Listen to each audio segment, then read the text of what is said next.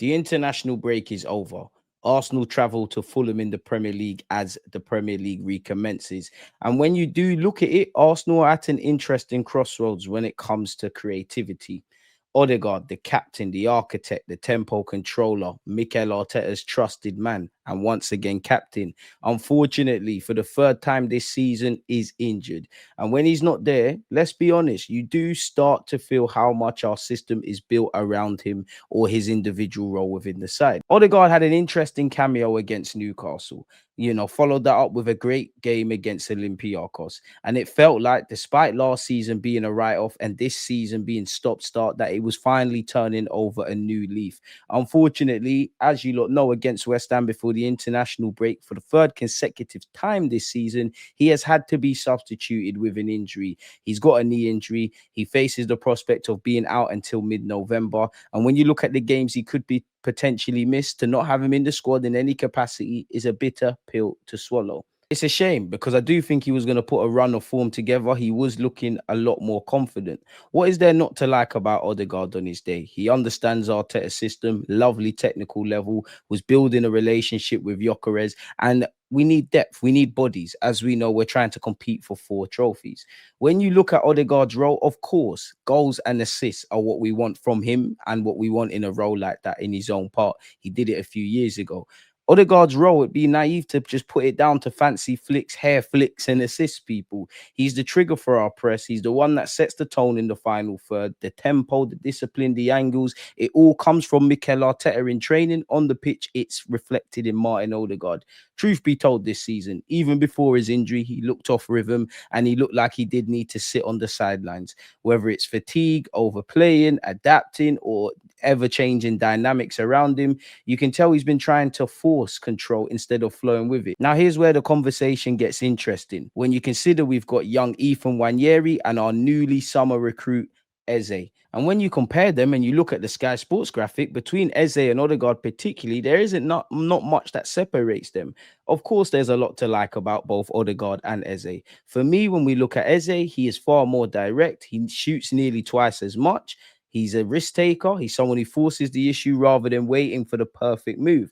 Odegaard is more of a conductor. He creates nearly double the chances. He kind of operates like a tempo controller rather than an opposition penetrator. Where you look at the shooting numbers and the XG, it suggests that Eze is a final third disruptor, which is what we've needed. Someone who thrives on the half turns, driving runs, and low block breaking moments, as he's shown already on occasion this season. Then you look at Odegaard, he's more of an orchestrator. He's more about combinations and releasing others. In my opinion, yes, only 11 players can start and there's only 3 positions in midfield. But where you look at it, I don't think Eze is coming or been brought to take Odegaard's spot. That will be a natural byproduct. He's more coming to change the rhythm, provide us with some randomness. You could even argue Arsenal have too many conductors, not enough disruptors, which is why I like Eze. If we're serious about evolving, we need players who break patterns, not necessarily follow them, and able to thrive and provide freedom for these players within a framework. While Odegaard's been struggling to find top form, when you've got Eze and Nwaneri, this could be potentially showing you what the next wave of creativity, at least for this period, could look like at Arsenal under Mikel Arteta.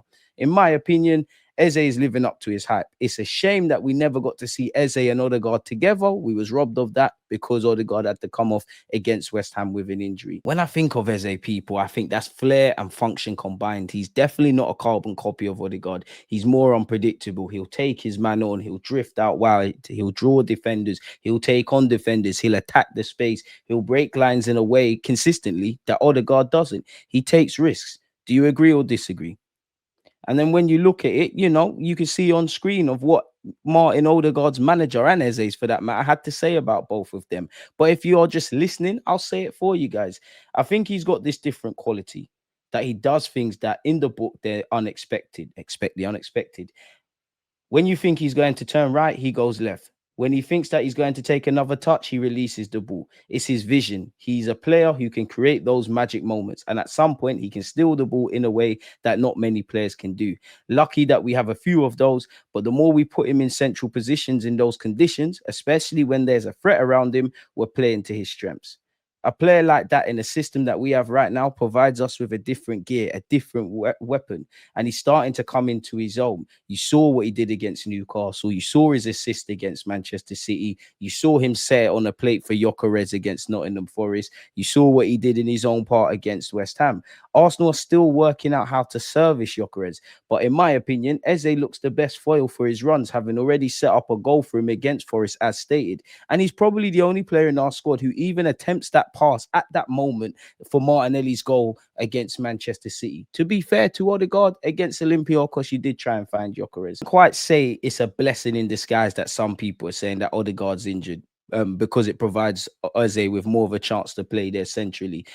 But for me, that's the area you want to see Eze, where he's central, where he can cause the most damage. I mean, Mikel Arteta has even admitted that central midfield is his best role, while obviously talking about his versatility, and said the more we put him in central positions, especially when there's threats around him, we're playing to his strengths, which is true. And as you can see with the graphic on screen, Eze can do a job as a wide playmaker, as a left winger, but you get the best out of him from central areas. Odegaard's injury, we never want to see that, but it does provide Eze, simply put, with more game time in the middle of the park. Regular starts in his ideal position, allows him to develop more chemistry and understanding with his teammates. And obviously, the more he plays for our football club and the more he feels good about himself, confidence and the freedom to express himself. And then there's Ethan Nwaneri, who's another great prospect to have. Teenager with top potential, a teenager with the world at his feet. If I'm honest, for me, Nwaneri, the lad is magic. Fleet-footed, trickery, skillful, level-headed, great in tight spaces,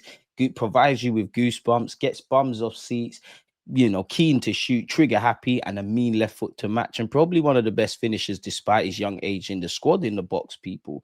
Such is life. We cannot forget that while he made his debut as a 15, 16-year-old and had his somewhat breakout season as a 17-year-old, he's 18. I mean, what was you lot doing at 18 years of age? Me, listen, I can't even say what I was trying to do, but I definitely weren't playing for Arsenal Football Club.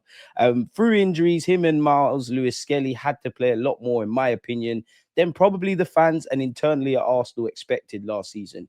But he took it in his stride. There's been England shouts, there's been fans, including myself, calling for him to start at any given occasion. And he approached and entered this season fresh off of signing a new 5-year deal.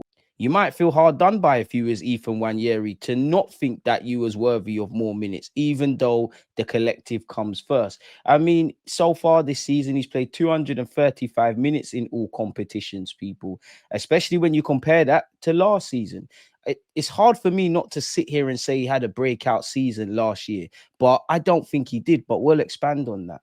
As I said, especially when you compare it to last season, it's hard not to feel for Ethan Nwaneri. Last season he made 37 appearances, getting 9 goals and 2 assists. Played 26 times in the Premier League with 2 assists and 4 goals to match, including the goal that everybody probably remembers would probably be that banger and the scorcher of a goal in the 5-1 demolition of Manchester City. Although, food for thought though, I know time waits for no one and time changes. When you look at his first Premier League start last season, it didn't come around till this time last year or approaching that kind of thing. So it's food for thought. As I said a few moments ago, when you've made 37 appearances for Arsenal Football Club as a 17-year-old and you've got 9 goals, I can't sit here and say you've not had a breakout season. It's dramatically more than you probably imagine. But I don't think he's had his breakout season where he's announced himself to the world, if I'm completely honest. So that just tells you how much I rate the lad. He's a boyhood gunner, Gooner, whatever you want to call us. He's a Haylender.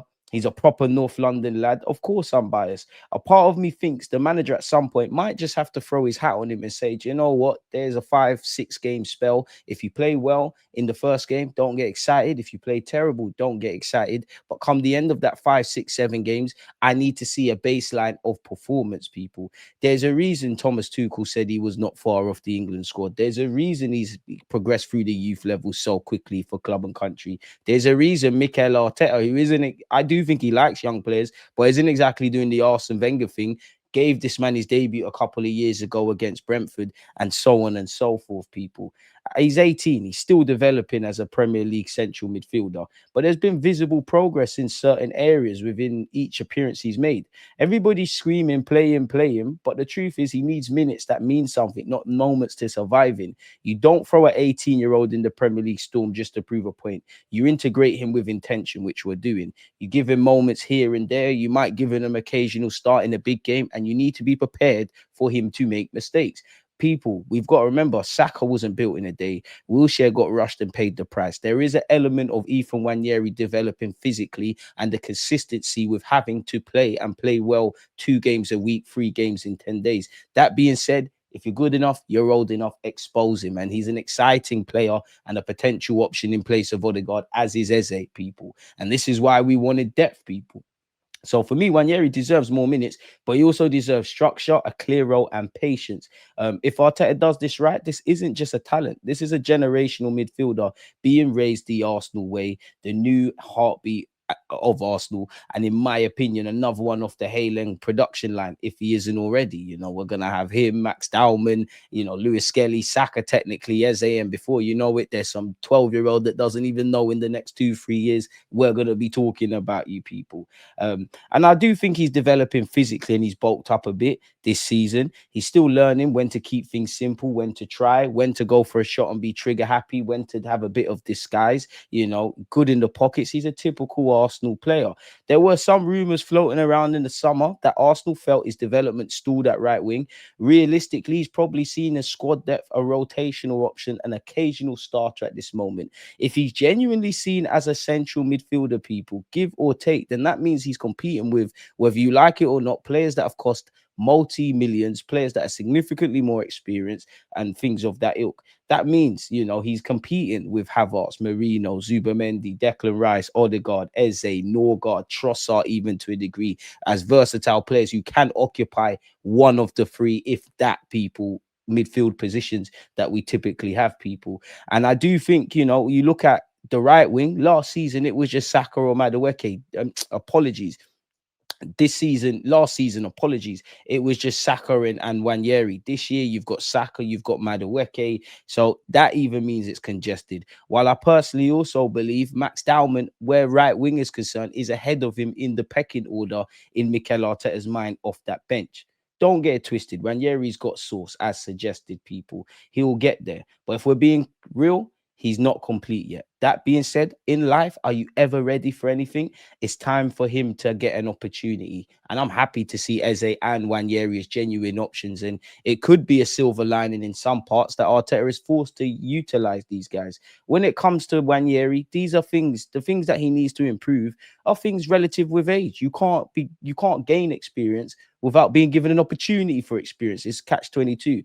Of course, he's still developing physically, decision making under pressure, defensive positioning, consistency. It's one thing being able to do it for one game, it's another being able to do it for 5 or 10, ultimately gaining the manager's trust. Can he be 7 out of 10 minimum a week? It's down to him. Completely off topic, folks, but if there was one area I think Eze needs to improve, is his finishing. The fact that he hasn't scored in the Premier League for someone of his ability, I know it will happen, but it's appalling. Against Newcastle, I can forgive you for Nick Pope having the greatest of games. Definitely should have scored against West Ham. And I actually think 2 of our summer editions in Eze and Madueke I've really done well. Really a big fan of those. But to get to the next level, we need to score. And I extend that to everybody, if I'm completely honest with you. That's the only thing. Eze is the one for me. Nwaneri will get his opportunities. I do think, people, and let me know your thoughts, when we tend to look at Odegaard's role, naturally we focus on the creativity aspect and what we accustom in a role like that.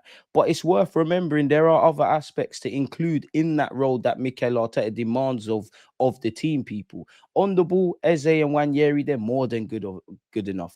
Off it, I'll leave you lot to let me know your thoughts. Remember that Odegaard's role consists of certain traits that the gaffer is very big on. As we know, Mikel Arteta micromanages everything on and off the field.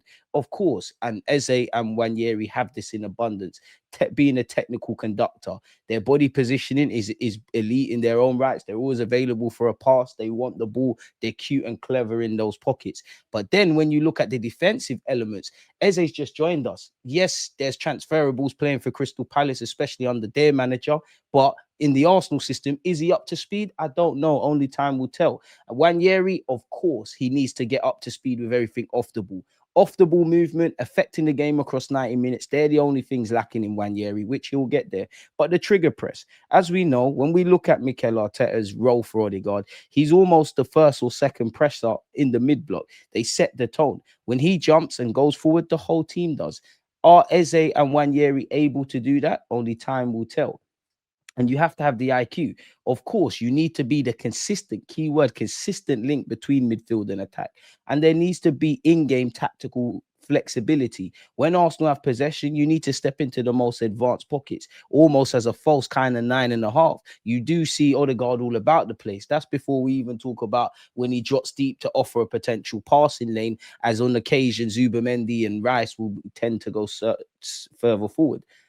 So is either player up to speed with that? Maybe, maybe not. But I only raise this, people, purely to mention that I know people don't want to hear it, but what Kai Havertz and Mikel Merino might lack in terms of the swagger and what we accustomed in that role, they're probably two players Arteta trusts the most to deputize ahead of Odegaard. So while I don't want to see it on a consistent basis, and I'd more want to see Eze and Nwaneri exposed, you have to consider when Kai Havertz is back fit, he'll be able to occupy that role. The same said for Mikel Merino. Although where you look at rumors online, I'm sure they said Kai Havertz is targeting late to mid-November, early December, and the same said for Martin Ødegaard. So they might all return sooner rather than later. I think, this is why we've got a squad. You all know last season with the amount of injuries, what happened. We've had to deal with injuries from the start of this year. I mean, when have we felt more comfortable about Saliba's absence when Mascara came in, Saka's absence when Madueke came in? There's plenty of other examples. So what I will say is thank you to Stan Kroenke, Mikel Arteta, and last but certainly not least, Andrea Berta, because this is what we need. We've been dealing with injuries. It's part and parcel. And the craziest thing is we're only in October.